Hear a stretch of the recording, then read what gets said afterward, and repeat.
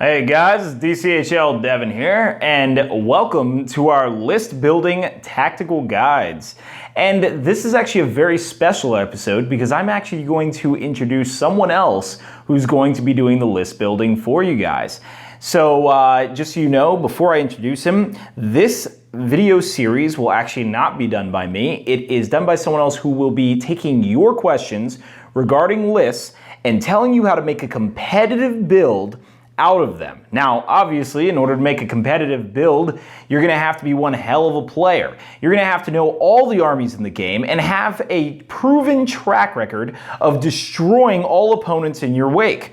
So, we found just the guy to do that. We found one of the best GBHL tournament players who is willing to do these tactical videos for us. His name is Dave Nolan. He is one of the GBHL members who is third in the league last year, and I believe really high ranking in the year before it. And he is actually high ranking in almost all tournaments he attends. Throne of Skulls, almost any other that he's been in, he's been one of the highest or won some sort of award, either favorite armies and such as well. So he's also a very fluff type of oriented player and will be coming to Nova Open. So all you guys coming to Nova Open, that'll be another huge competitor along with the GBHL and the best of the Canadian players and many of the other United States players who are coming from all over the United States. So without further ado, let me go ahead and hand you off. This will be his list building guides, and he will be taking these from now on. See you guys very soon. Hello everyone, and thank you, Devin, for such great words. I'm sure I don't deserve half of them, but thank you very much anyway. And also thank you for having me on your channel to answer a question from a Mr. Austin Beth regarding Nova GT 800 points Easterling competitive army. His question was basically, as I just stated, how do I make an Easterling army competitive? Okay, so thank you for allowing me to answer this question, but let me go through a process of how I start building up a list before I get directly straight in, and then this will be a foundation for any further videos. Right, I always look at my competitors going to a tournament. I look at the type of scenery that will be at a tournament. I look at the composition of the rules pack, and I look at the restrictions and also your scenarios and how they differ from tournament to tournament. As a very competitive player, I like to do some research on, for instance, if you look at Devin's videos regarding Nova 2015, you'll get an idea of army compositions that were brought there and potentially the competitors, and see how people ranked and got on. So that's a bit of an insight. I then look at the terrain, and a quick shout out to Mr. John McConnell for his fantastic scenery that he's developing for Devon. Small, beautiful, artistic pieces to make up the troll shows. Loads of scenery. I've also done some research on Devon's previous bat reps and looked at the scenery that they've used in that, and it gives me an insight along with what he used in 2015 and his promises for 2016. Loads of scenery, but not restrictive or beneficial to any one army, so I can see possibly maybe a 60-65% coverage, which is great. Okay, so that gives me an idea now of my army, of where I'm going to start building. From there then, we look back at Easterlings themselves. They're human. So they've got some serious failings. Their first failing is their fight, not very high. Their second failing is their strength, not very high. So no matter what you come up against, you're going to come up against some hard-hitting stuff. You then look at the potential of building up the defense to make them a bit tougher. Easterling warriors are the way to go with a shield on that. Right? Easterlings work very well with a shield wall covered by pikes on the back. The problem with that is that becomes very expensive. And unless you're looking at bottlenecked areas only, then I personally think that the pike block is too expensive for Easterlings at this pointage. I think Easterlings themselves, as they are, because one of the restrictions in Nova is single factions, as they are, work very well at 450 to 500 point, maybe sweet mark. Okay, maybe different comps, different scenarios, but that's where I think the sweet mark is. At 800 points, they suddenly become very Gondorian and hordish, but without a lot of strength. If you start looking at their other heroes involved, they don't have your Aragorns, they don't have your Gandalfs, and they definitely don't have your Boromirs, Faramirs, etc. They do have some situational good models. They do have the Fell Beast with Camul. They do have Amdor, I can't remember his name, I do apologise. And they have the Dragon Knight captains, etc. They have the Warrior Priest, and then they have Candish heroes as well.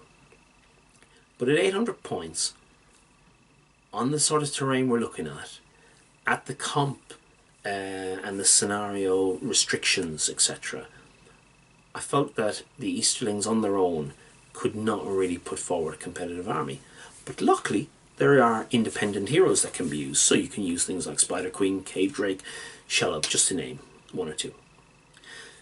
So when I started building the army, I started thinking, how do I make this a competitive army within the scenarios and still have enough power and punch to frighten my opponent into making mistakes, and also protecting, because I would like the Warrior Priest in there, because his Fury spell is tremendous, much better than the other Shaman's Furies. Look it up, guys, have a good look-see, it's lovely.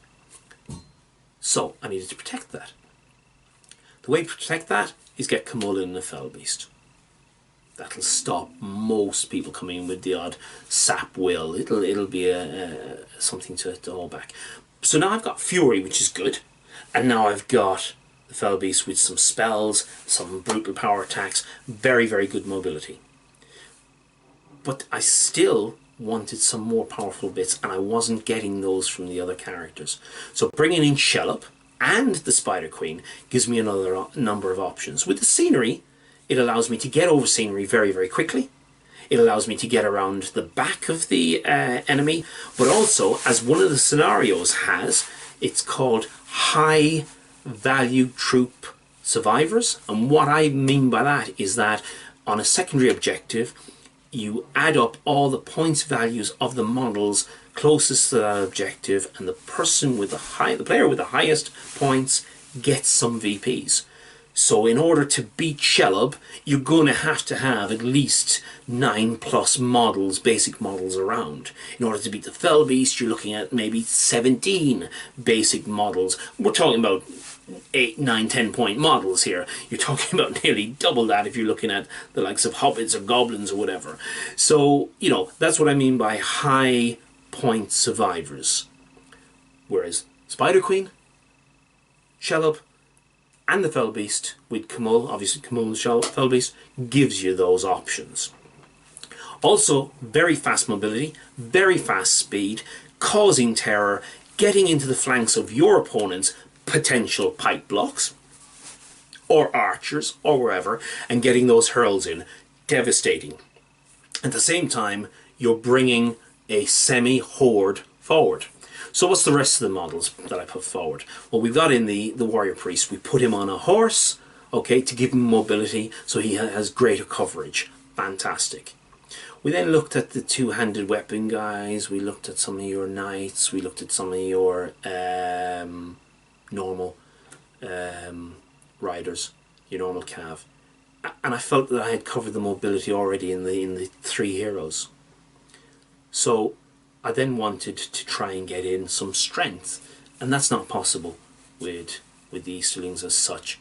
But what it does allow is it does allow the Easterlings to have their defense up. So Easterling warriors with a shield or defense 6. Now that's good.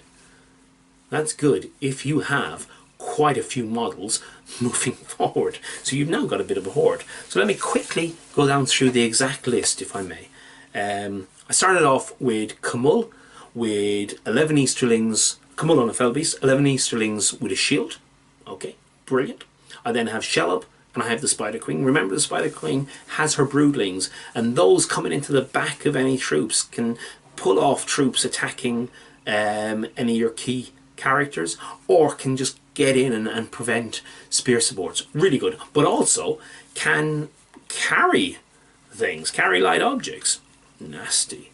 Especially for one of the last scenario. Then I looked at the, so 11 Easterling warriors with shield with Camul. Then I looked at the warrior priest on an armoured horse. And after that, I looked at 9 Easterling warriors with shield.